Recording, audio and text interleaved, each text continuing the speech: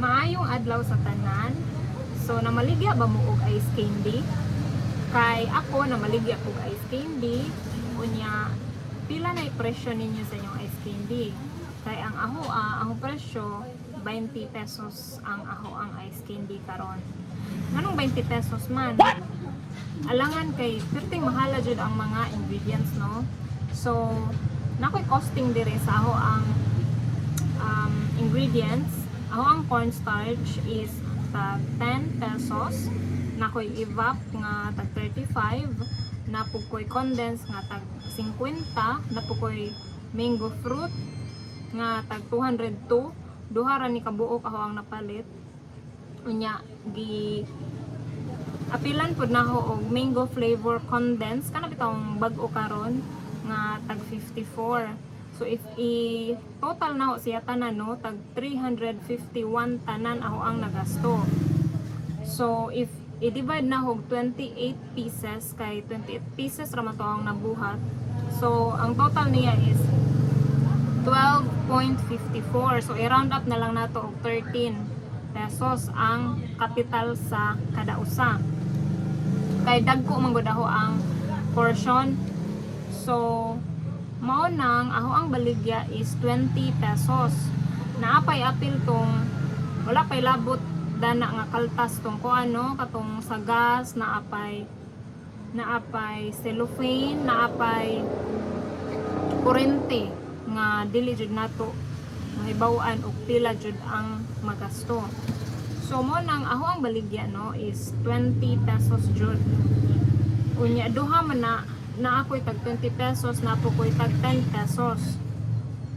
Ang tag 10 pesos mo to atong gagmay. I will show you, ha. Kani mao ni ang tag 20 pesos. Kani mao ni ang tag 10 pesos. Again, mao ni ang tag 20 pesos, mao pud ni ang tag 10 pesos. So ang pangutana, halinon ba ang tag 20 pesos? So in fairness, no, naman po palit o 20 pesos. Pero kasagaran sa mamalitay, mas mahalan sila sa 20 pesos. So what I did is, nagama ako atong tag 10 pesos, pero gamay lang jud siya nga portion. Pero wala man po reklamo ang mga customer. Ganahan man po sila palit kay affordable price. So muna na ang strategy ron. I-portion na lang na siya katunga sa 20 pesos. Unya ibaligyan na siya 10 pesos kay kasagaran sa ang mga mamalitay is mga trabahante diri sa pre-speaking o kanang mga estudyante sa eskwelahan, high school. So unta no, mulago ato ang negosyo, mulago ato ang ice candy business. So hopefully kung tugutan sa Ginoo nga naay mag-reseller, reseller bitaw, libre lang mangarap, no. So what if mulago ato ang negosyo, so magpa-reseller ta. So mura to guys, no, nag-update lang ko sa presyo sa ice candy na ho diri kay nakuratan lang siguro sila sa presyo, no, nga 20 pesos kay kasagaran kay 10 pesos man ang presyo. So gahunahon ako sa na ingredients, no, nga naka 10 pesos sila na sa panahon karon, no, mahal jud ang mga ingredients, guys. And di man po dapat malugi kay ganegosyo man ta, di ba? So para make sure na lang, no, 20 pesos na lang jud ang presyo sa ice candy sa mga dagko ug sa gagmay 10 pesos lang.